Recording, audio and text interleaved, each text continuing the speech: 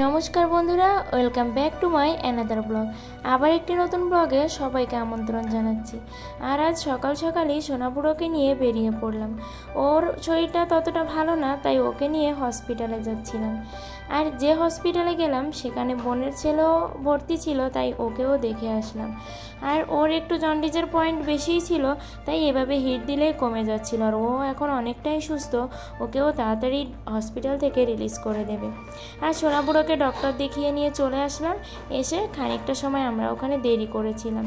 আর আস্তে আস্তে না অনেকটা দেরি হয়ে গিয়েছিল বাসায়, তাই দুপুরে তাড়াতাড়ি করে শুধু মাছের মাথা দিয়েই ডাল রান্না করেছিলাম, আর কিছুই রান্না করিনি।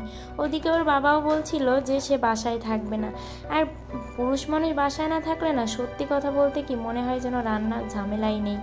আর এজন্য আর রান্নাই করলাম না, শুধু ডাল ভাতই খেয়ে নিলাম। আর তারপর বিকালে উঠে এখানে সোনাপুরোকে নিয়ে একটু ঘুরতে বেরিয়েছিলাম।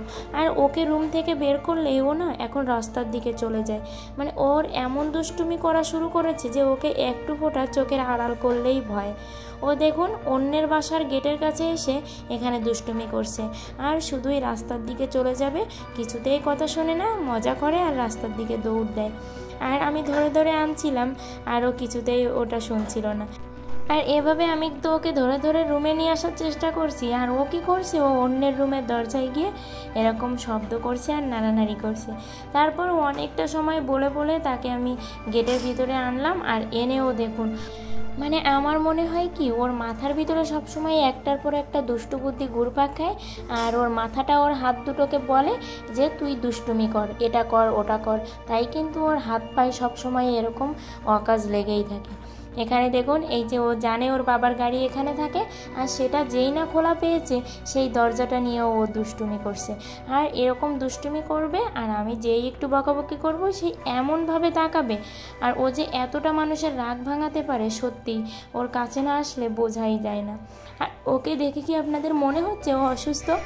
আমার তো ওকে দেখে কিছুতেই মনে হয় না যে ও অসুস্থ।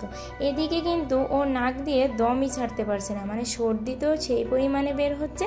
আর ডক্টরের কাছে নিয়ে গেলে ডক্টর বুক চেক আপ করে বলছে ওর তো কোনো সমস্যাই না, শুধু শুধু কেন আপনি নিয়ে আসেন। কিন্তু মনে তো মানে না, একটু একটু সমস্যা হলেই না আমি নিয়ে চলে যাই, অল্পতেই দেখানো ভালো এই কারণেই। আর ওর অল্প কিছুতেই আমি সাথে সাথে ওকে ডক্টরের কাছে নিয়ে যাই। আর ডক্টরের কাছে যেতে যেতে এরকম হয়েছে, ডক্টর এখন গেলেই আমাদের চিনতে পারে আর বলে আবার কি সমস্যা, এরকমই বলতে থাকে।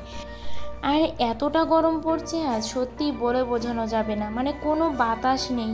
আর একটা জানি কেমন গরম, গায়ে শুধু গরমের হাওয়াটাই লাগছে, আর কিছুই মনে হচ্ছে না। আর ওকে নিয়ে একটু ছাদে গেলাম, সেখানেও শান্তি নেই, ছাদে আজ একটু ফোঁটা বাতাস নেই। আর এখানে বসে বসে তো ও ঘেমে ভিজে যাচ্ছে, তবুও কি দুষ্টুমি তো করেই যাবে, কিছুতেই তাকে রুমে আনা যাবে না। আর তারপর এখানে বসার টুলগুলো নিয়ে সে গাড়ি চালাচ্ছিল, আর বললেও না শুনতে চায় না। আর আপনাদের এখানে একটা কথা বলতে চাই, আমার ভিডিওর ব্যাকগ্রাউন্ডে আপনারা অনেক ধরনের শব্দ শুনতেই পারেন। সরি সবাইকে, কিছু মনে করবেন না, কারণ সোনাপুরোকে নিয়ে ভিডিওতে ভয়েস দিতে হয় তো ও পাশ থেকে না প্রচণ্ড দুষ্টুমি করে। আর সত্যি অনেক কষ্ট করে ভিডিওগুলো করি, সবাই আমাদের একটু সাপোর্ট করবেন। এই এত সময়ে যতটুকু ভালোবাসা দিয়েছেন আমরা তাতেই অনেক খুশি। আপনারা আরও বেশি বেশি আমাদের সাপোর্ট করবেন, সবাই আমাদের ভিডিওগুলো দেখবেন। সবাই ভালো থাকবেন, সুস্থ থাকবেন।